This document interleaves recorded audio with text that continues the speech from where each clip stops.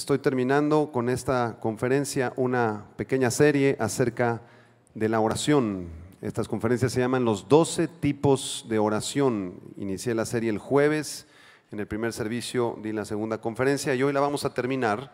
Estoy hablando de 12 tipos diferentes de oración para que esto pueda servir como un modelo, para que tú puedas mejorar en tu vida de oración, puedas disciplinarte, puedas perseverar en tu vida de oración de acuerdo a un orden. Muchas veces los cristianos no tenemos orden en la oración, cada quien ora como quiere y uno por allá está intercediendo, el otro por acá está haciendo guerra, el otro por allá está pidiendo y no hay un orden, no sabemos cómo ordenar nuestra vida de oración. El jueves estuve hablando acerca de la oración de alabanza, de petición, de intercesión y de consagración. En el primer servicio hablamos acerca de la oración de acciones de gracias, esperar en Dios, la oración de guerra espiritual o atar y desatar y la oración de ponerse de acuerdo. Y en esta última conferencia quiero hablarle de 4 tipos de oración. Los que están tomando apuntes, vaya conmigo a Mateo capítulo 6 del verso 5 al verso 8. Hoy vamos a hablar acerca de la oración de sabiduría y revelación, la oración de unidad, la oración profética y la oración de adoración. La oración de adoración. Dice Mateo capítulo 6 del verso 5 al 8, son palabras de Jesús y dice: cuando ores, no seas como los hipócritas, porque ellos aman el orar en pie en las sinagogas y en las esquinas de las calles para ser vistos de los hombres. De cierto os digo que ya tienen su recompensa. Mas tú cuando ores, entra en tu habitación, en tu cuarto, entra en tu aposento y cerrada la puerta, ora a tu Padre que está en secreto, y tu Padre que ve en lo secreto te recompensará en público. Y orando no uséis vanas repeticiones como los gentiles que piensan que por su palabrería serán oídos. No os hagáis pues semejantes a ellos, porque vuestro Padre sabe de qué cosas tenéis necesidad antes que vosotros se lo pidan. Jesucristo empieza definiendo lo que no es la oración. Y Jesucristo dice que la oración no son vanas repeticiones, no es hablar por hablar, no es repetir 1000 veces la misma cosa. La oración no es un ritual religioso, no depende de un calendario, no depende de un horario. La oración no son vanas repeticiones como nos enseñaron a muchos en la iglesia tradicional, ¿verdad? Tienes que orar o rezar 20 Padres Nuestros y 15 de estas otras, ¿verdad? Y ya con eso ya Dios te va a perdonar. Eso no es la oración, eso es religión, es religiosidad. En el Oriente, en las religiones budistas oran a través de concentración y repiten muchas veces una frase, eso le llaman mantras, y ellos piensan que los mantras les conectan a Dios. Sin embargo, si solamente hay un Dios vivo y verdadero y su Hijo Jesucristo es el camino y la verdad y la vida, como Él dijo serlo, hay un solo tipo de oración que puede llegar al Padre, que es la oración a través de Jesucristo en el poder del Espíritu Santo. La oración entonces no tiene que ver con religión, sino con una relación personal con Dios, con tener comunión con Dios. Diga conmigo, comunión. Y los que están anotando, anota el significado de esta palabra, viene del griego koinonía y quiere decir compañerismo o participación en las cosas que nos unen a Dios. Es decir, Dios quiere que tengamos un compañerismo con Él, que tengamos con Él una unión en común a través de las cosas que nos unen a Él, como es la palabra de Dios, como es el discipulado, como es la iglesia, como es la misma oración o como es la cena del Señor. Eso también nos comunica, nos hace tener compañerismo con Dios. Ese es el significado entonces de oración, compañerismo con Dios. La oración es un diálogo con Dios, no es un monólogo como muchos piensan. Algunos cristianos se ponen a orar y dicen y hablan tantas cosas y no le permiten a Dios hablar. Entonces yo me imagino a Dios, ¿verdad?, viendo desde los cielos tu vida y tú estás hable y hable y hable y el Señor te dice, es que yo te quiero decir, y tú no le das oportunidad a Dios de que Él también hable. La oración es un diálogo, nosotros hablando a Dios y Él hablándonos a nosotros también a través principalmente de su palabra. Ahora, ¿cuántos aquí quisieran tener una mejor vida de oración? ¿Puedo ver las manos? La mayoría, prácticamente todos. Quisiéramos mejorar nuestra vida de oración, tener mejor comunión con el Padre. Bueno, vas a necesitar 3 cosas, anótalas. En primer lugar, diga conmigo, compromiso. Compromiso. Dile al de junto, no te duermas, el pastor está predicando. Díselo, no te duermas que está predicando el pastor. Diga compromiso fuerte. Cuando usted tiene un trabajo, usted se compromete en ese trabajo. Usted firma un contrato y usted tiene que ir a ese trabajo de 8 de la mañana a 5 de la tarde. Si usted falta a ese compromiso, lo van a sacar de ese trabajo. Es igual con la oración. Usted tiene que comprometerse con Dios para orar, para pasar un tiempo de oración constantemente con Él. Muchos cristianos oran de vez en cuando, tienen una vida totalmente desorganizada de oración. Oran a la hora de los alimentos, ¿verdad? Padre, bendice el desayuno y de una vez la comida y la cena y la comida de todo el mes, Señor, ya para ahorrarme oraciones. Y entonces nuestra oración se convierte en un desastre. Está desorganizada, no tiene una estructura, no hay un compromiso con Dios. Dile a 2 personas, comprométete con Dios. Dígaselo fuerte. Pero díselo, comprométete con Dios para orar. Dios está esperando de ti que tú muestres interés, que muestres compromiso. Muchos quieren crecer, ¿verdad?, con el Señor, pero sin comprometerse, y estas cosas no pueden ser así. En segundo lugar, diga disciplina. Dígalo fuerte, disciplina. Como en el ejército, los soldados tienen que tener una disciplina militar y tienen que marchar a las 5 de la mañana, tienen que obedecer al general, tienen que cuadrarse con él, tienen que ser obedientes a las instrucciones. Igual es en la oración. Nosotros somos parte del ejército de Dios, dice la Biblia que estamos en una guerra espiritual y usted y yo somos como soldados. Y cuando el capitán dice, te estoy esperando en la madrugada, usted se cuadra y se pone ahí de rodillas a buscar a Dios. Usted va a necesitar disciplinar su vida para llegar a tiempo a sus citas, para ser ordenado, para ser limpio, para ser pulcro, para ser organizado en su trabajo. Estas cosas Dios le agrada. Dios es un Dios de disciplina y si nosotros vamos a mejorar nuestra vida de oración, vamos a tener que tener disciplina con el Señor. Y en tercer lugar, diga perseverancia. Anótelo, perseverancia. De nada sirve que yo me comprometa con Dios y que yo discipline mi vida durante 3 semanas y después de ese tiempo viene una tormenta a mi vida, caigo en el hospital, tal vez viene un problema económico, una división, algún problema difícil en el trabajo y yo me desanimo. Digo, pues ¿para qué tanta oración? ¿Para qué tanta Biblia? ¿Para qué tanta iglesia? Si de todas maneras me está yendo tan mal. El otro día viene un hermano, ¿no? Y me dice, hermano, yo cuando en mi vida pasada no tenía a Cristo, me iba mucho mejor. Tenía coche del año, tenía dinero en la cuenta, tenía lo que yo quería, todos los placeres, viajes. Y ahora que recibí a Cristo me está yendo terrible. No hay dinero, no hay viajes, no hay coche último modelo. Y le dije, ¿dónde sacabas el dinero? Pues es que yo pues vendía así, era medio narco. Le dije, no, pues de ahí saldrían tus coches, ¿verdad? Y ahora en Cristo ya te arrepentiste de esas mentiras del diablo y ahora vienes a la luz admirable en Cristo y por tu obediencia ahora estás siendo probado.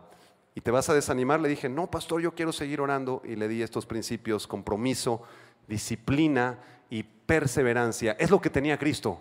Cristo estaba comprometido con el Padre para orar todas las mañanas, todas las noches. Cristo disciplinaba su vida de oración en un horario, enseñó a orar a los discípulos y también fue perseverante, de tal forma que incluso en la cruz del Calvario, las 7 palabras tan famosas que se predican en Semana Santa, cada una de ellas es una oración al Padre, hasta que al final Jesucristo en la cruz ora y dice, consumado es, en tus manos encomiendo mi espíritu. Jesucristo desde el inicio de su vida en el ministerio hasta el final en la cruz fue un hombre de oración. Dicen algunos teólogos que Jesucristo oraba de 3 a 5 horas diarias, aunque la Biblia no nos dice una cifra en cuanto a horas, pero es lo que se piensa, porque Cristo, dice la Escritura, que en la madrugada iba a un lugar aparte a orar. Después tenía sus actividades del ministerio y en la tarde también tenía un tiempo de oración. Y dice la Biblia que en la noche también se iba a un lugar aparte a orar. Jesucristo invertía tiempo en oración y no eran 5 o 10 minutos, sino que eran tal vez horas, 3, 4, 5 horas en oración diaria. Cuando empezaba su ministerio traían los enfermos, traían los endemoniados y Jesucristo, usted sabe, nunca oró por un enfermo. Jamás Jesucristo le dijo a los discípulos, vengan, vamos a ponerle manos, vamos a orar por su sanidad. Jesucristo no oró por ningún enfermo, Jesucristo daba la palabra solamente. Levántate, vete a tu casa, levanta tu lecho y vete a tu casa. Tus pecados te son perdonados. Sal fuera, le ordenaba a los espíritus, a los demonios. Solamente daba la palabra y eso le costaba 2, 3, 5 minutos tal vez. Y entonces hay una relación aquí entre 4 o 5 horas de oración diaria con 5 o 10 minutos para solamente dar la palabra y a través de ella hacer los milagros y las señales y los prodigios. Y los cristianos del siglo XXI parece que tenemos el concepto al revés. Cuando viene un endemoniado o cuando hay un enfermo, llamamos a todos, invertimos 6, 8 horas sacando a ese demonio fuera y 6, 7 horas orando para reprender la enfermedad y que sane, y pasamos 5 minutos en oración. ¿Ve cómo lo tenemos al revés el concepto? Cristo pasaba horas en oración y en pocos minutos echaba fuera a los demonios y hacía milagros. Y nosotros queremos pasar poco tiempo en oración porque no tenemos disciplina, ni compromiso, ni perseverancia, pero pasamos horas orando por los enfermos y echando fuera a los demonios. Tenemos el concepto entonces equivocado. Diga conmigo compromiso, diga disciplina, diga perseverancia. Levante sus manos y diga, Señor, ayúdame a tener compromiso contigo. Yo me comprometo contigo. Quiero ser un hombre de oración, quiero ser una mujer de oración. Ayúdame a disciplinar mi vida, dígaselo al Señor. Y ayúdame a perseverar en oración a pesar de cualquier prueba. En el nombre de Cristo Jesús. Amén. Amén. ¿Cuántos están dispuestos a hacer eso? Amén. Vamos a revisar entonces 4 tipos de oración, 4 tipos de oración. La primera que vamos a ver está en Efesios capítulo 1, versículo del 15 al 19. Y esta oración se llama oración de sabiduría y revelación. Dígalo conmigo, sabiduría, no los oigo, sabiduría, no lo están diciendo todos. A ver, otra vez, diga conmigo sabiduría y revelación. De eso se trata la primera oración, primer tipo de oración. Está en Efesios capítulo 1, del 15 al 19. Escuche lo que el apóstol Pablo escribe a los Efesios. Dice, por esta causa también yo, habiendo oído de vuestra fe en el Señor Jesús y de vuestro amor para con todos los santos, no ceso de dar gracias por vosotros, haciendo memoria de ustedes en mis oraciones. Verso 17, atención. Para que el Dios de nuestro Señor Jesucristo, el Padre de gloria, os dé espíritu de sabiduría y revelación en el conocimiento de Él, alumbrando los ojos de vuestro entendimiento, para que sepáis cuál es la esperanza a que Él os ha llamado y cuáles las riquezas de la gloria de su herencia en los santos y cuál la supereminente grandeza de su poder para con nosotros los que creemos, según la operación del poder de su fuerza. Concéntrese en el versículo 17. Pablo está pidiendo para que el Señor dé espíritu de sabiduría y de revelación a los efesios que estaban recién nacidos en Cristo. La palabra sabiduría utilizada en este versículo viene del griego Sofía, S-O-P-H-I-A, Sofía, y significa lleno de inteligencia. Se utiliza para el conocimiento de asuntos diversos, aplicando la palabra de Dios con la correcta interpretación a asuntos de la vida cotidiana.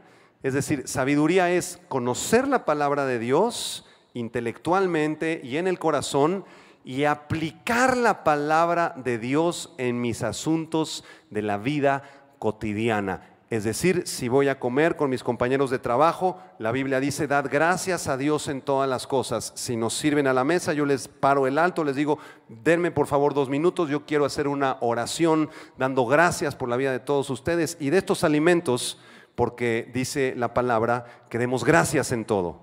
Y algunos se te van a quedar viendo feo, ¿verdad? ¿Qué le pasa? ¿Qué religioso?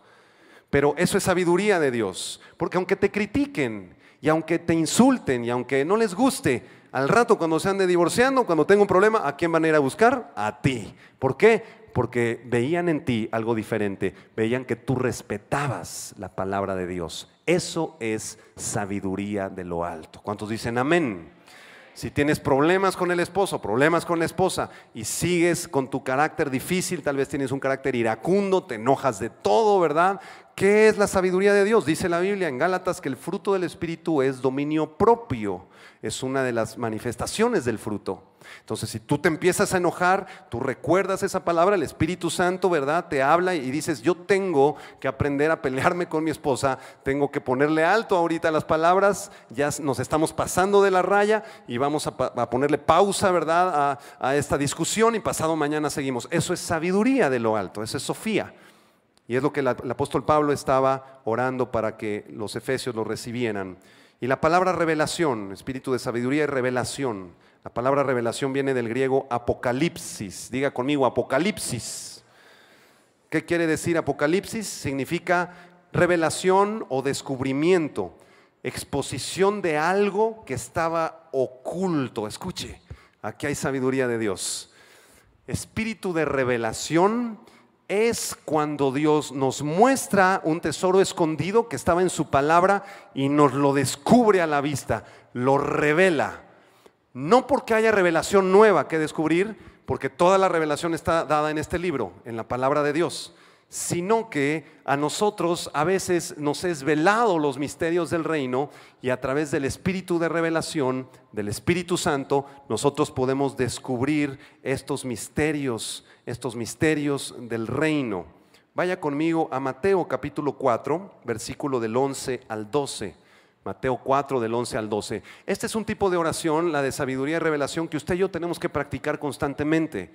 En la mañana un rato, en la noche tal vez, orando delante de Dios. Señor, dame sabiduría, enséñame a aplicar tu palabra a las decisiones de la vida diaria.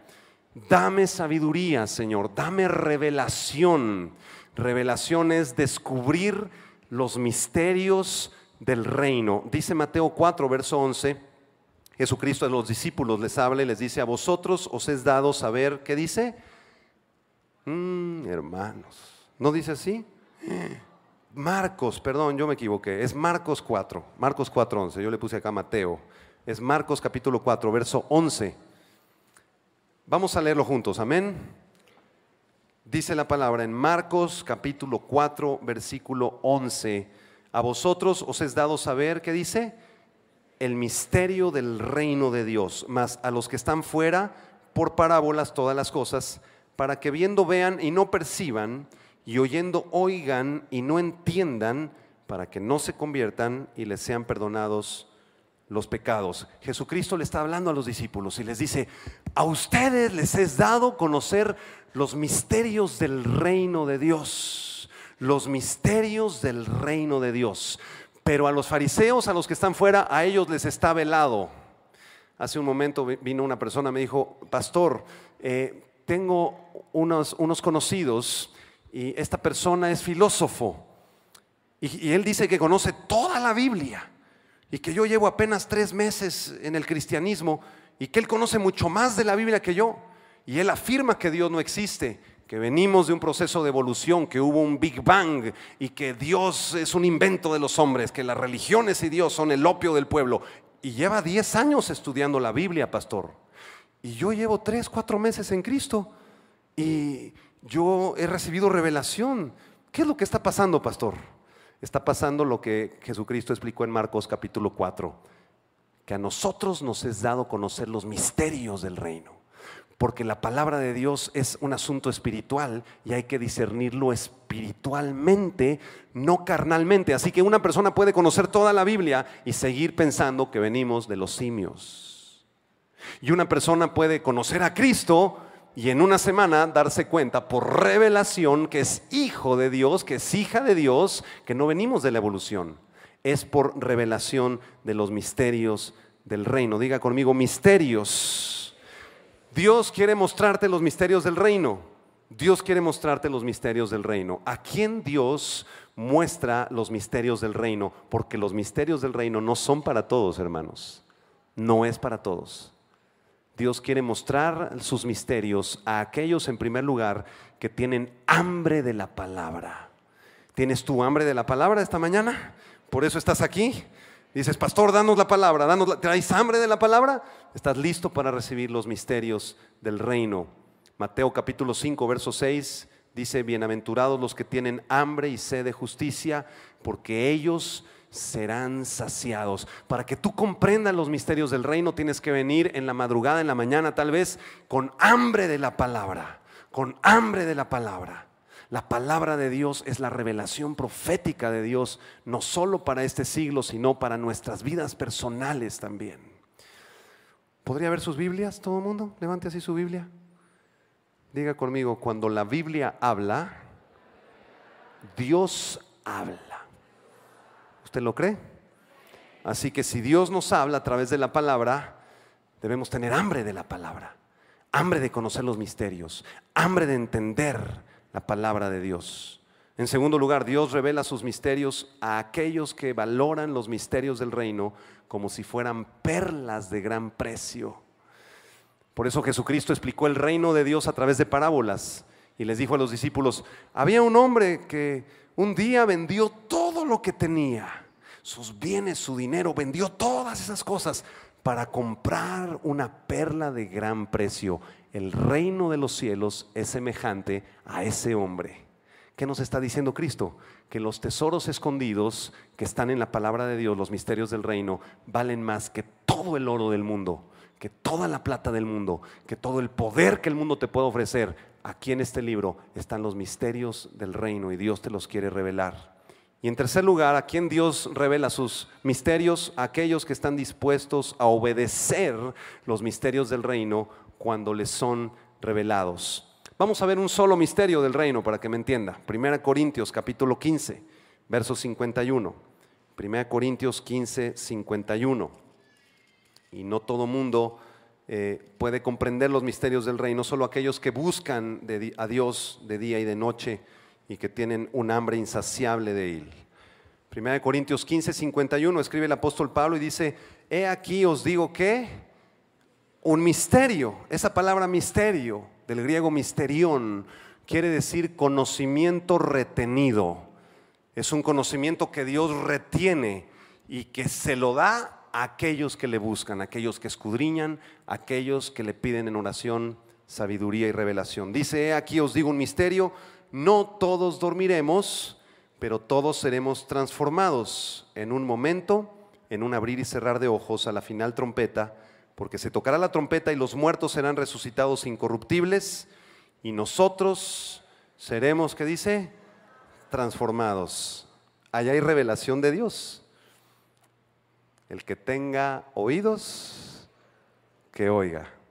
Levanta tus manos, vamos a hacer una oración. Dice, Señor, dame sabiduría para conocer tu palabra y aplicarla a mi vida, a mi familia, a mis hijos, a mi congregación. Te pedimos que nos des sabiduría, Señor, inteligencia espiritual. Y también, Señor, te pido, díselo, que me des espíritu de revelación para poder comprender tus misterios, los misterios del reino y conocerte más. En el nombre de Jesús te lo pido. Amén. Amén. ¿Por qué no das un aplauso de gloria a Dios? Apláudele fuerte al Jesús. Amén.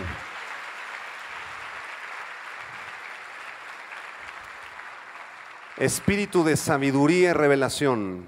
Muchos cristianos no oran esto. Nada más piden y puro pedir, Señor, te pido esto, te pido aquello, sáname, bendíceme, prospérame. Pero nunca pides sabiduría y revelación. Nunca intercedes por los demás, no haces guerra espiritual. Es importante conocer todos los tipos de oración para poder disciplinar nuestras vidas. Segundo tipo de oración esta tarde, segundo tipo de oración. Vaya a Juan capítulo 17. Juan capítulo 17, verso 20 al 23. Y esta oración se llama oración de unidad. Diga conmigo unidad. Dígalo fuerte, unidad. Jesucristo oró por todos nosotros en Juan capítulo 17. Es la oración intercesora de Cristo. Y en el versículo 20 dice la palabra de Dios, mas no ruego solamente por estos. Jesús está orando por sus discípulos de ese tiempo y dice: Padre, no te ruego solo por mis discípulos, sino también por los que han de creer en mí por la palabra de ellos. ¿Usted sabe que Jesús oró por usted? Dile de junto: Jesús oró por ti. Jesús oró por ti y por ti. Jesús oró por nosotros. Oiga, pastor, pero ¿cómo si Jesús vivió hace 2000 años? Jesús en esta oración de intercesión, versículo 20, dice: te ruego no solo por mis discípulos, sino también por los que van a creer en el futuro, por los cristianos del siglo I, del siglo II, del siglo XII, del siglo XV, del siglo XX y también por los cristianos del año 2008. Jesús oró por cada uno de nosotros y vea lo que pidió, versículo 21, para que todos sean uno, como tú, oh Padre, en mí y yo en ti, que también ellos sean uno en nosotros, para que el mundo crea que tú me enviaste. La gloria que me diste yo les he dado, para que sean uno, así como nosotros somos uno, yo en ellos y tú en mí, para que sean perfectos en unidad, para que el mundo conozca que tú me enviaste y que los has amado a ellos, como también a mí me has amado. ¿Ya se dio cuenta del énfasis que pone Cristo en la unidad en esta oración? Versículo 21, para que sean uno, al final de ese versículo, que sean uno en nosotros. Versículo 22, para que sean uno, así como nosotros somos uno. Versículo 23, para que sean uno, perfectos en unidad. Escuche, la oración de Cristo es para que en el cuerpo de Jesucristo, que somos la iglesia, haya unidad entre nosotros. Si hay unidad entre nosotros, el mundo va a saber que la palabra de Dios es verdad y va a conocer al Dios vivo y verdadero. Esa es la oración de Jesús, oración de unidad, para que seamos uno en Él. Cuando en un equipo de fútbol están divididos y los defensas se pelean, ¿verdad?, con los delanteros y el portero le cae gordo, ¿verdad?, el que le mete los goles, ese equipo está condenado a fracasar. Pero cuando en ese equipo hay unidad, ¿verdad?, y todos son amigos además y pasan un tiempo juntos de compañerismo y practican, ese equipo está destinado a tener éxito. Es igual en las cosas de Dios. Tú vienes al discipulado, ¿verdad? Son 8 ahí los que van al discipulado, pero te cae gorda doña Chonita y te cae gordo el Pepe y el maestro que da la clase, tú dices: yo lo podría hacer mejor. Y ese equipo está dividido, no va a haber bendición, no puede haber bendición. Un reino dividido contra sí mismo no puede prosperar. Pero si en ese equipo tú sacas tu orgullo, confiesas tu pecado y dices: ¿sabes qué, doña Chonita? Usted me cae bien gorda, pero ¿sabe qué? Quiero perdonarla ahorita, vamos a orar. Y ¿sabe qué? El maestro que está dando la clase también me cae mal porque yo podría hacerlo mejor, pero ¿sabes qué? Eso es orgullo, soberbia, me arrepiento. Y vamos a estar en unidad, yo me humillo. Eso es lo que Dios quiere, que tú y yo nos humillemos para que podamos estar en unidad. ¿Cuántos dicen amén? No lo escuché muy fuerte ese amén. Para estar en unidad necesitamos 4 cosas, rápidamente anótalas. Si el cuerpo de Cristo va a estar unido, debemos en primer lugar aprender a perdonarnos, a perdonarnos. Dile a 2 personas: perdona a los que te han ofendido. Si alguien te ofendió, perdónalo. Díselo, hijo, perdónalo. Oiga, pastor, pero yo no he ofendido a nadie, a mí es al que me han ofendido. Mi jefe de trabajo, cómo me molesta ese hombre. Usted no conoce a mi esposo, cómo me ofende, pastor. Que él venga aquí, que él se humilla aquí de rodillas, que él sea que me pida perdón a mí, pastor. ¿Y qué es lo que dijo Jesucristo en Mateo capítulo 5? Perdonad a los que os ofenden, haced bien a los que os aborrecen, orad por los que os ultrajan y os persiguen. Si alguien vino contigo a hacerte daño a ti y eso te lastimó, te equivocas si piensas que esa persona debe ser la que venga a pedir perdón. Tú tienes que tomar la iniciativa y tú pedir perdón a esa persona por el rencor que le guardaste ese tiempo. Dile al de junto: el pastor tiene razón. Dile: ahí te hablan, ahí te hablan. Tenemos ese falso concepto. A mí me ofendieron, ¿verdad? A mí me criticaron, que venga la persona aquí y me pida perdón a mí. Error. Si tú eres hijo de Dios y le guardaste ese rencor y le guardaste esa amargura en tu corazón, tú ven con tu papá, ven con la persona que te ofendió. ¿Sabes qué, papá? Yo te guardé rencor todos estos meses porque tú me hiciste estas cosas y yo te pido perdón a ti. Si hubo algo en mí que te ofendió, perdóname. ¿Y sabes qué va a pasar? Van a estar en unidad, va a venir una unidad sobrenatural. Si Jesucristo, el Hijo de Dios, nos perdonó a nosotros en la cruz, nuestros pecados y nuestras transgresiones, ¿cómo no vas a perdonar tú a los que te ofenden? ¿Cómo no vas a perdonar tú a tus familiares? Muchos de los que venimos esta mañana tenemos problemas con la familia. Hace meses o tal vez años que no le hablas a tu hermano, no le hablas a tu cuñado, no le hablas a tu suegra, no le hablas a tu esposo, tal vez a tu esposa. Ya hay pleito ahí en la casa. Rompe ya con eso. Alguien tiene que humillarse para traer perdón a ese hogar y traer unidad a ese hogar. ¿Por qué no esta tarde? Yo te reto, si tienes alguien con quien tú has tenido un problema, que te ha ofendido o que tú le has ofendido, ¿por qué no agarras el teléfono esta tarde y le dices, sabes que quisiera hablar contigo, quiero pedirte perdón porque he guardado todo esto en mi corazón, y te humillas? Y no importa que se burlen de ti, no importa que te critiquen. A veces que andas con los cristianos, ¿verdad? Pues ahí todo es perdón, así piensan que arreglan las cosas. Si tú te humillas delante de Dios, vas y pides perdón, eso va a traer sanidad y restauración. Rompe ya la cadena de maldición, de divisiones que ha venido a tu vida, a tu familia. Rómpelo ya en el nombre de Jesús. Levanta tus manos y di, Señor, enséñanos a perdonar. Enséñanos a estar en unidad, Padre. Yo decido en esta tarde dejar que se haga tu voluntad y no la mía, para perdonar a aquellos que me han ofendido. En el nombre de Jesús. Amén. Efesios capítulo 4, versículo 2, en segundo lugar, si vamos a estar en unidad y orar por la unidad de la congregación, de nuestras familias, debemos soportarnos. ¿Quiénes a quiénes? Los unos a los otros. Van a haber personas con las que tú choques aquí en la iglesia. ¿Por qué? Porque cuando una maquinaria se pone en movimiento, como el motor de un automóvil, hay fricción. Es normal que hayan fricciones. En tu trabajo, en tu familia, con amigos, vas a tener fricciones. Por eso dice la Biblia que nos aprendamos a soportar los unos a los otros en amor. ¿Qué es soportarnos? Es aguantarnos, es tolerar al vecino, es indicarle si algo está equivocado conforme a la palabra de Dios, con respeto, con amor, con paciencia. Eso es soportar los unos a los otros. E igual que en un automóvil, las bielas, ¿verdad?, tienen fricción en el motor, y por eso se le pone aceite multigrado, ¿verdad?, del mejor, para que no haya tanta fricción en el motor. De la misma manera, en el cuerpo de Cristo, el Espíritu Santo es ese aceite que nos permite soportarnos los unos a los otros y perdonarnos los unos a los otros. En tercer lugar, tiene que haber discipulado. Si es que va a haber unidad en el cuerpo de Cristo, tenemos que discipularnos y tenemos que aprender a trabajar en equipo. Por eso Jesús mandaba a los discípulos de 2 en 2 en equipo, porque Él sabía que si los mandaba solos, o se iban a ir hasta el techo, ¿verdad? Se iban a enorgullecer y a ensoberbecer, o la otra opción es que se hubieran deprimido, ¿verdad? Y ya no puedo, ya no sirvo para nada. Por eso los mandaba de 2 en 2 en equipo, para que si uno caía, el otro lo levantaba. Tenemos que hacer equipo en el cuerpo de Cristo para permanecer en unidad. Vamos a hacer esta oración. Levanta tus manos. Di, Señor, enséñame a permanecer en unidad.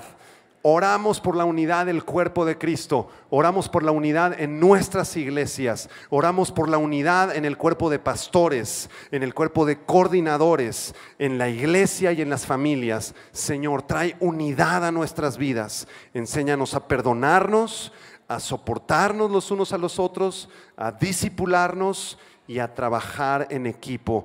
En el nombre de Jesús. Amén. ¿Por qué no le aplaudes al Señor Jesucristo? Dale la gloria a Él. Él es el que hace todas las cosas.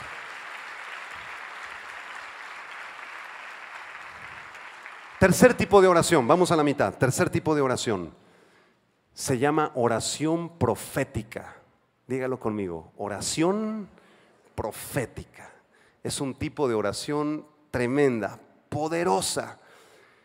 Este tipo de oración es para decretar la palabra de Dios. Es profetizar la palabra de Dios. El profeta en el Antiguo Testamento, parte de sus funciones era recibir revelación acerca de las cosas futuras. Así Isaías escribe acerca del nacimiento de Cristo, Ezequiel de los últimos tiempos. Zacarías escribe lo que vio Juan después en el Apocalipsis, y Dios les da revelación de lo futuro.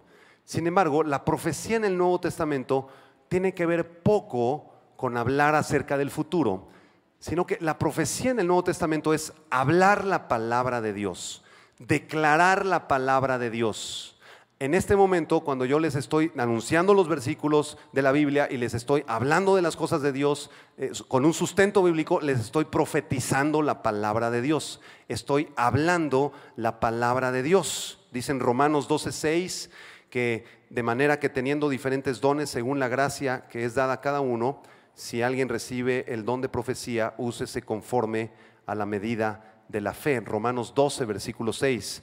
Y esta palabra profecía viene del vocablo griego profeteia. Dígalo conmigo, a ver, profeteia. Dígalo fuerte, profeteia. Y quiere decir lo siguiente, escuche, anótelo, los que están anotando. Profeteia significa proclamación de la mente y el consejo de Dios.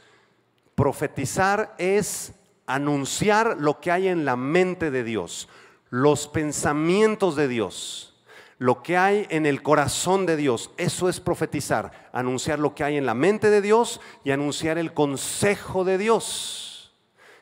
Entonces, profetizar no es anunciar lo que hay en mi mente, lo que es mi opinión, lo que son mis conclusiones, lo que son mis ideas. Eso no es palabra de Dios, no es profetizar. Profetizar es declarar la mente de Dios. Es por eso tan delicado el ministerio de la predicación y la enseñanza de la palabra. Porque hay muchos predicadores o muchos maestros que, ¿verdad?, están presidiendo un estudio o predicando la palabra y anuncian sus propias opiniones, sus propios conceptos, lo que hay en su propia mente. Algunos se paran en los púlpitos y dicen: paren de sufrir. Donde la Biblia dice en palabras de Jesucristo: en este mundo tendrán aflicción, pero confíen en mí porque yo he vencido al mundo. En este mundo vamos a sufrir. La pregunta no es si vamos a sufrir o no, la pregunta es si vamos a sufrir con Cristo o si vamos a sufrir sin Cristo. Porque Jesucristo dijo: en este mundo tendrán aflicción. Entonces, aquellas personas que anuncian estas nuevas doctrinas o estas formas de pensamiento donde mezclan 80% de palabra de Dios con 20% de sus ideas y sus pensamientos, están leudando la masa. Eso no es palabra de Dios. Cuando usted y yo profetizamos, anunciamos lo que hay en la mente de Dios. Y lo que hay en la mente de Dios está escrito en su palabra. Aquí está. Lámpara es a mis pies tu palabra y lumbrera es a mi camino. Entonces, cuidado cuando estés enseñando la Biblia o cuando estés predicando la Biblia, de no externar pensamientos o ideas o conceptos, conclusiones tuyas de tu mente o de tu carne, porque aquí está toda la revelación completa en la palabra santa y bendita de Dios. ¿Y por qué no le das un aplauso de gloria al Señor por su palabra? Porque Él es el que anuncia su palabra. Ahora, vaya conmigo a 1 Corintios capítulo 14. 1 Corintios capítulo 14, verso 3. ¿Qué pasa cuando hay palabras proféticas o supuestas palabras proféticas? Dentro de muchas iglesias cristianas hay profetas, algunos que son de Dios y otros entre comillas. Entonces viene un profeta, ¿verdad? El otro día una iglesia me platicaban y viene este profeta, dice: traigo palabra de Dios, y pasó a todos al frente, ¿verdad? Y les ponía así las manos y le dice a un muchacho: tú andas en adulterio, arrepiéntete, palabra del Señor. Y el muchacho voltea a verlo al profeta y dice: pero profeta, pues yo ni estoy casado, ¿cómo me da usted esa palabra si yo ni siquiera tengo esposa? Entonces hay mucha falsa profecía en el cuerpo de Cristo y tú tienes que ser muy cauteloso con la palabra profética. Si la palabra que te están dando no tiene 100% sustento en la palabra de Dios, en la Biblia, no recibas esa palabra. La palabra profética tiene 3 características. Está en 1 Corintios 14:3. Escuche: pero el que profetiza habla ¿a quién? A los hombres, para 3 cosas. Dígalo conmigo: edificación, exhortación y consolación. La palabra profética siempre sirve para edificar, para exhortar y para consolar. Esa es palabra profética sustentada 100% en la palabra de Dios. Esa es la palabra profética. Así que si un profeta viene, ¿verdad?, y su palabra no te edifica, no construye algo en tu vida, no te anima a seguir a Cristo, no te exhorta para que continúes en el camino del Señor y no te consuela en la necesidad que tú tienes, esa palabra no es del Señor. No es del Señor. La palabra profética siempre te va a exhortar, te va a consolar, te va a redarguir, te va a levantar tu vida. Una palabra profética. Si tú vienes desanimado esta mañana, dice la palabra de Dios en el Salmo 23, el Señor es tu pastor, nada te va a faltar. Y el Señor te va a hacer descansar en lugares de delicados pastos. Y va a aderezar tu mesa delante de ti en presencia de tus angustiadores. Y si alguno de ustedes viene en un valle de sombra de muerte esta mañana y vienes desanimado, deprimido, triste, enfermo, dice la Biblia en el Salmo 23 que aunque andes en valle de sombra y de muerte, el Señor va a salir por ti, el Señor será tu pastor, el Señor será tu sanador. Dice la Biblia que el bien y la misericordia te vendrán persiguiendo todos los días de tu vida. Y que en la casa del Señor morarás por largos días. ¿Qué estoy haciendo? Les estoy profetizando. ¿Qué cosa? Palabra de Dios. Esa palabra exhorta, esa palabra edifica y esa palabra consuela. Vaya conmigo a Ezequiel capítulo 37. Ezequiel 37 del 3 al 9. Escuche, usted no necesita ser profeta para profetizar. Dios puede darle a usted don de profecía. ¿Qué es el don de profecía? Hablar palabra de Dios de una manera espontánea y tal vez el Espíritu, ¿verdad?, te hace sentir muy fuerte que tienes que ir con esa familia, con ese enfermo y darle esa palabra que está en el Salmo 27, darle esa palabra que está en el Salmo 91 y ir a levantar su vida. Ese es don de profecía. A lo mejor algunos de aquí lo tienen. Amén. Necesitamos ese don en la iglesia. Pero si tú no tienes ese don de profecía, no necesariamente por eso no vas a profetizar. Tú puedes profetizar utilizando la santa palabra de Dios, porque en realidad el que está hablando, si tú te sujetas y te sometes, es el Espíritu Santo a través de ti. Es lo que le pasó a Ezequiel en el capítulo 37, versículo del 3 al 9. A través de esta palabra, Ezequiel comienza a hablar a los huesos secos, a declarar la vida de Cristo y a traer el reino de Dios en su tiempo. Dice el versículo 3 de Ezequiel 37, y me dijo: hijo de hombre, está hablando Ezequiel, ¿vivirán estos huesos? Y dije: Señor Jehová, tú lo sabes. Me dijo entonces: profetiza. Dile a la persona que tienes al lado: profetiza. Así le dijo el Señor a Ezequiel: profetiza sobre estos huesos secos y diles: huesos secos, oíd palabra de Jehová. Así ha dicho Jehová el Señor a estos huesos: he aquí yo hago entrar espíritu en vosotros y viviréis, y pondré tendones sobre vosotros y haré subir sobre vosotros carne, os cubriré de piel y pondré en vosotros espíritu y viviréis y sabréis que yo soy Jehová. Verso 7, profeticé pues como me fue mandado, y hubo un ruido mientras yo profetizaba, y he aquí un temblor, y los huesos se juntaron, cada hueso con su hueso, y miré, y he aquí tendones sobre ellos, y carne subió, y piel cubrió encima de ellos, pero no había en ellos espíritu.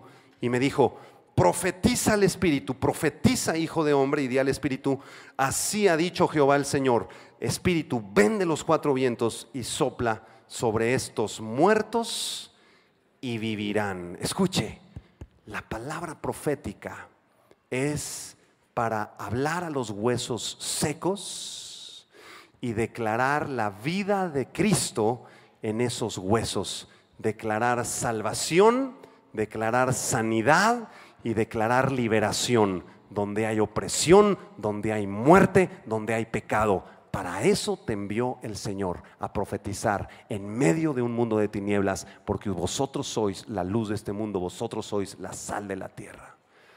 Y si esta mañana hay alguien aquí o familias aquí que vengan y que te sientas como ese valle de huesos secos y que sientas que ya no hay salida, que ya no hay solución, que el problema económico, tus deudas te alcanzaron por tomar malas decisiones en el pasado, en las finanzas. Si hay enfermedad, tal vez cáncer, tal vez algún familiar está en el hospital y te sientes en ese valle de huesos secos, el Señor te dice esta mañana: profetiza sobre estos huesos y diles: huesos secos, escuchen la palabra del Señor, levántate porque tú eres más que vencedor en el nombre de Jesús. Levántate y declara sanidad donde hay enfermedad. Levántate y declara libertad donde hay cadenas. Levántate y declara salvación donde hay muerte. Para eso fuimos llamados los cristianos, para profetizar vida donde hay muerte. Un día allá en la iglesia del norte vinieron, nunca se me va a olvidar, 2 muchachas. Una de ellas acaba de tener a su bebé hacía unos días. Acaba de salir del hospital y vinieron las 2, eran hermanas. Y una de ellas me dice: ¿sabe qué, pastor? Mi hermana acaba de tener su bebito, pero está en terapia intensiva, nació prematuro, ni de 6 meses, y sus pulmoncitos no se formaron. Y lleva ahí algunos días con las máquinas, el respirador, y los doctores nos dicen que ya contratemos los servicios funerarios porque la van a desconectar a la bebita, y tenemos ya que hacer lo de la funeraria, y venimos a que ore por nosotros porque nos dijeron que nuestra hija va a morir. Y la Biblia dice que nosotros estamos llamados a anunciar las virtudes de aquel que nos llamó de las tinieblas a su luz admirable, y donde hay muerte, a declarar vida. ¿Qué hubieras hecho tú? ¿Hubieras profetizado la palabra del doctor? Pues sí, su bebita lo más probable es que fallezca, y pues véngase a la iglesia, aquí vamos a orar por ustedes, y ni hablar, ¿verdad? Es inminente la muerte. ¿Sabe qué hicimos? Comenzamos a declarar vida en el valle de huesos secos. Y nos pusimos de acuerdo, todo el grupo de alabanza allá, otros hermanos, y comenzamos a hacer una oración y declarábamos vida en esa bebé. Y decíamos: Padre, tú formas sus pulmones, dale una oportunidad, Señor, tú le enviaste con un propósito. Declaramos vida donde hay muerte, declaramos sanidad donde hay muerte, declaramos salvación donde hay perdición, donde hay pecado, y cancelamos la palabra de muerte que ese hombre profirió en contra de esa bebé. Y comenzamos a orar, y comenzamos a orar, y comenzamos a declarar la palabra de Dios, y los muertos van a resucitar cuando tú comiences a declarar esa palabra. Como a los 2 meses le perdimos la pista a estas mujeres, y como a los 2 o 3 meses, algo así, regresan las 2 con una bebita en sus brazos, bien greñudita, me acuerdo. Y me dice: pastor, ¿se acuerda que usted oró por esta bebita? Aquí está sana. Los doctores nos explican cómo es que no falleció cuando la desconectaron de los aparatos, pero nosotros sí nos lo explicamos. Dios es un Dios de milagros. Dios es el Dios de lo imposible. Dios es el Dios de lo sobrenatural. Ese es nuestro Dios. Apláudele y dale gloria al Rey.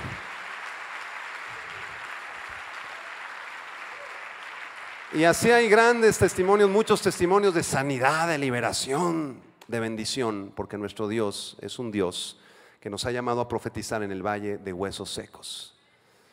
Así que dile a la persona que tienes al lado, dile: Dios quiere bendecirte, Dios quiere sanarte, Dios es, el Señor es tu pastor, díselo. Pero díselo, se quedan viendo así unos. Dílale junto: el Señor es tu pastor.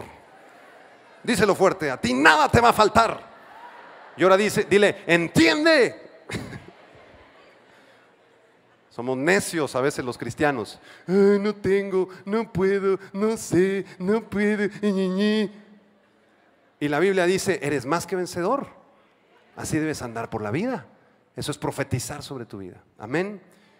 Vamos a terminar esta tarde con el último tipo de oración. El último. Prediqué acerca de 12 formas de orar, o 12 tipos de oración. Son 3 predicaciones. Y vamos a terminar con el número 12, el último. Se llama oración de adoración. Diga conmigo: adoración. Estos 12 tipos de oración podríamos ponerlos en un círculo. Y los 12 serían pedazos de 5 minutos cada uno.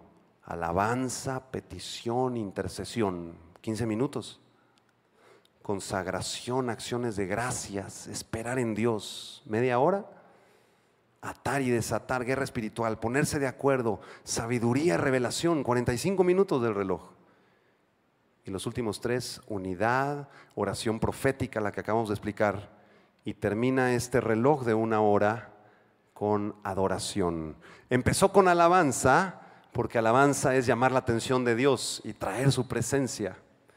Y termina con adoración, porque Él es digno de recibir toda adoración de todas las cosas que existen, las que están en los cielos, en la tierra y debajo de la tierra. Vaya conmigo a Apocalipsis capítulo 19, verso del 1 al 8. ¿Sabe lo que quiere decir adoración? Esta palabra en griego, proskuneo en el griego, se la voy a explicar muy fácil. Significa besar. Mándele un beso a Dios. Mándele otro. Un traductor griego dice que esta palabra proskuneo es como un perrito, como una mascota, que cuando llega su amo, el perrito comienza a hacer fiestas y con su lengua comienza a lamer la mano del amo. Muchos de ustedes que tienen mascotas saben de lo que estoy hablando, ¿verdad? Tu chihuahueño ahí, ¿verdad? Llegas ahí con el Toby, ¿no? Y te comienza a lamer, así son. Eso es adoración. Es besar a Dios, es adorarlo a través de un beso que le exprese toda nuestra humillación, todo nuestro amor, todo lo que somos, entregárselo a través de un beso. Dice Apocalipsis 19, verso 1, después de esto oí una gran voz de gran multitud en el cielo que decía, aleluya. Diga conmigo, aleluya.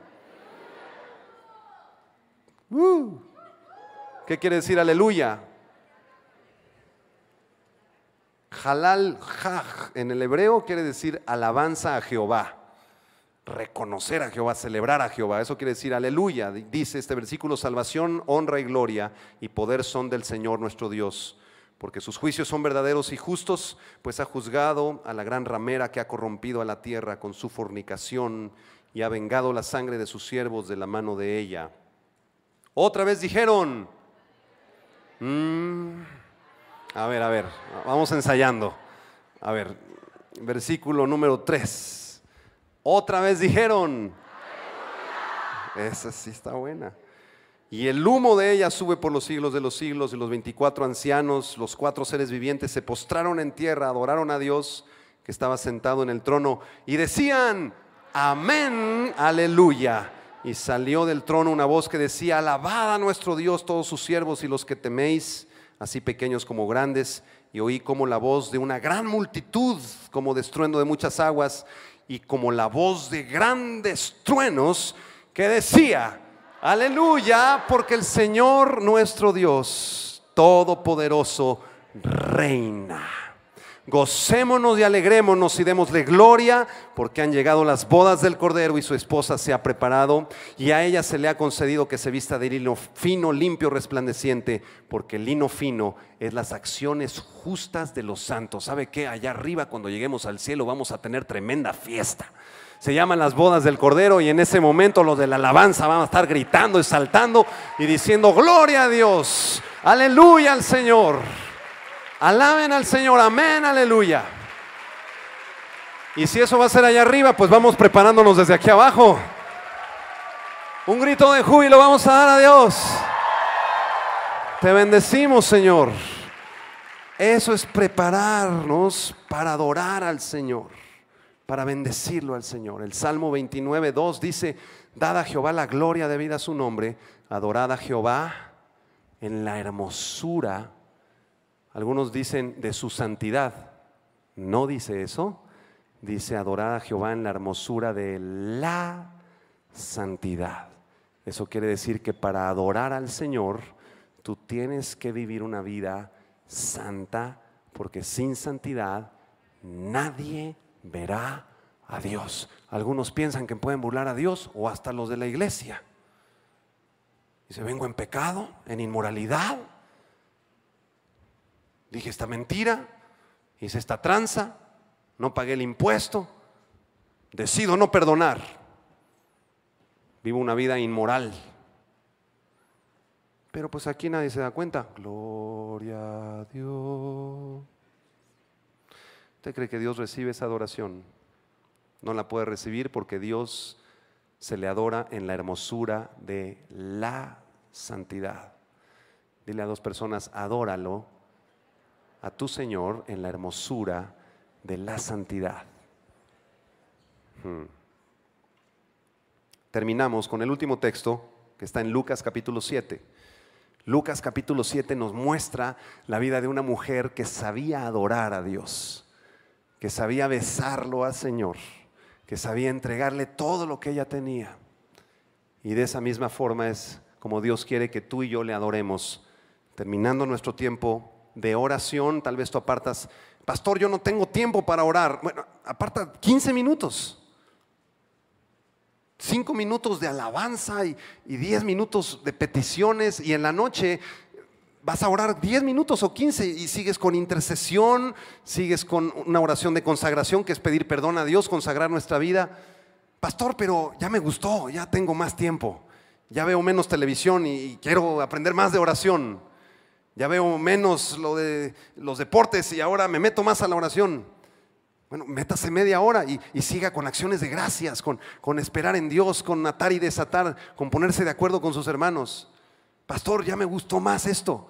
Bueno, póstrese ahí y pida al Señor espíritu de sabiduría, de revelación, ore por la unidad del cuerpo de Cristo, ore oración profética, ya la vimos. Pero al final de tu tiempo de oración, siempre recuerda terminar adorando al Señor, como lo hizo la mujer de Lucas, capítulo 7. Versículo 36, vamos a leer todo este texto para terminar. Dice que uno de los fariseos rogó a Jesús que comiese con él, y habiendo entrado en casa del fariseo, se sentó a la mesa. Verso 37, entonces una mujer de la ciudad, ¿cómo era? Que era pecadora, al saber que Jesús estaba a la mesa en casa del fariseo, trajo un frasco de alabastro con perfume, y estando detrás de él a sus pies, llorando, comenzó a regar con lágrimas sus pies, y los enjugaba con sus cabellos. Y aquí podríamos ponerle, y adoraba a sus pies. Es esa palabra, y besaba sus pies. ¿Ya lo vio? Subráyelo en su Biblia. Estaba adorándole a través de besar sus pies y los ungía con el perfume. Y cuando vio esto el fariseo que le había convidado, dijo para sí, si fuera profeta conocería quién y qué clase de mujer es la que le toca, que es pecadora. Entonces Jesús respondiendo le dijo, Simón, te tengo una cosa que decir. Él dijo, di, maestro. Y viene esta historia donde dice Jesús que un acreedor tenía 2 deudores, el uno le debía 500 denarios, el otro 50, y no teniendo ellos con qué pagar, perdonó a ambos. Dime pues, ¿cuál de ellos te amará más? Respondió Simón y le dijo, pienso que aquel a quien perdonó más. Y él le dijo, rectamente has juzgado. Y vuelto a la mujer dijo a Simón, ¿ves esta mujer? Entré en tu casa y no me diste agua para mis pies, mas ésta ha regado mis pies con lágrimas y los ha enjugado con sus cabellos.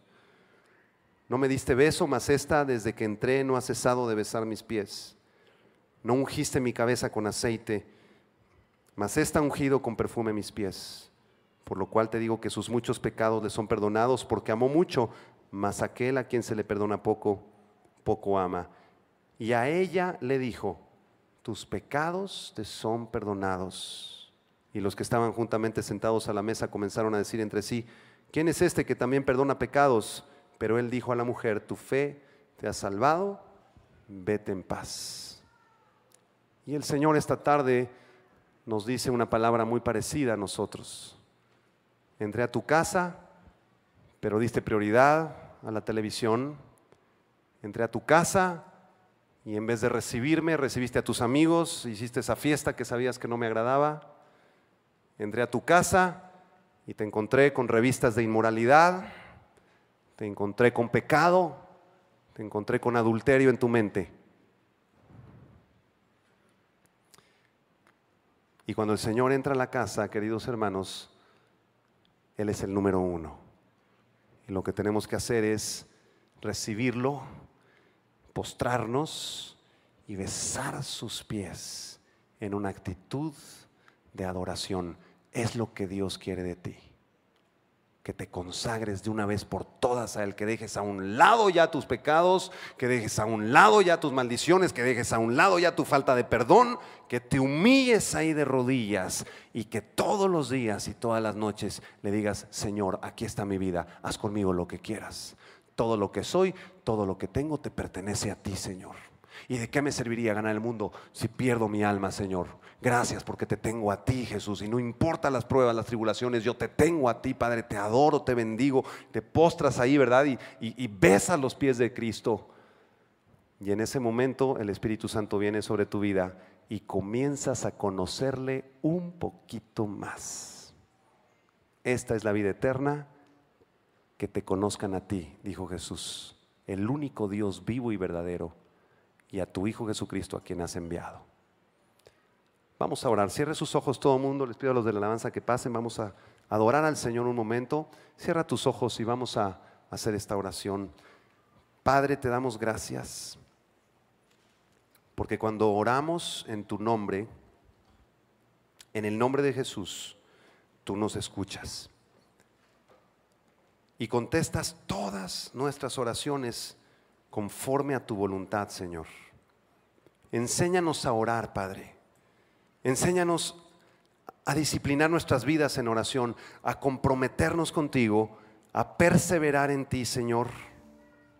En el nombre y por la sangre de Jesús, levanta tus manos. Dile: Señor, te entrego mi alabanza. Bendito seas, te alabo con todo mi corazón. Te pido que tú me llenes con tu presencia. Intercedo por las familias de la iglesia, intercedo por esta congregación, Señor, y consagro mi vida a ti, Señor. Todo lo que soy y todo lo que tengo te pertenece a ti. Levanta tus manos y dale gracias. Señor, levantamos acción de gracias delante de ti. Gracias, Señor, porque tú has sido bueno con nosotros y porque tu misericordia es para siempre.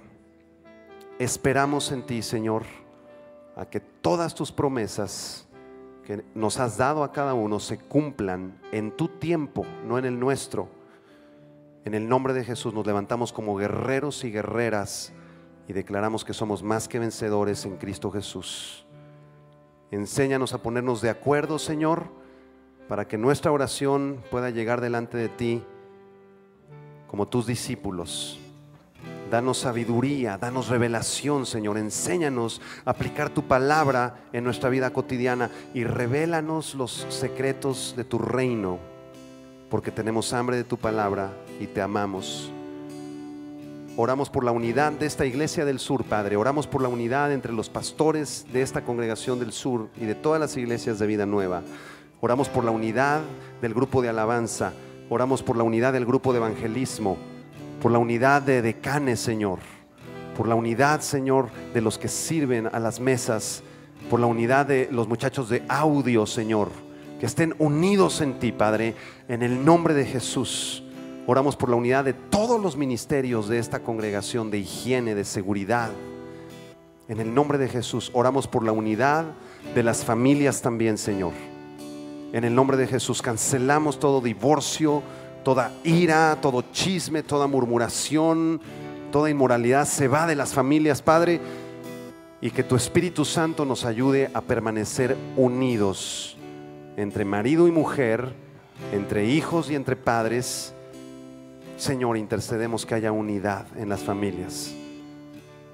Declaramos también oración profética sobre los bebés, sobre los pequeñitos de esta iglesia, Señor, que ellos te servirán, Señor, que ellos serán tus siervos, apóstoles, profetas, evangelistas.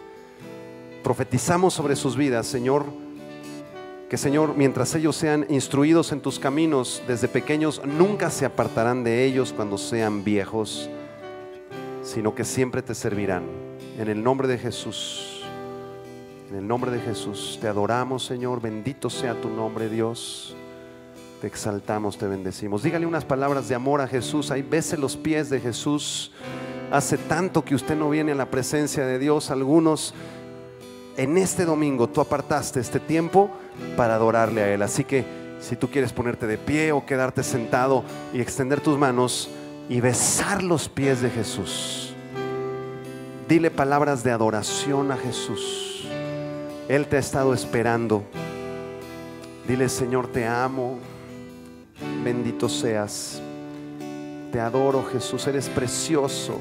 Abra sus labios y adórele a Él con sus propias palabras.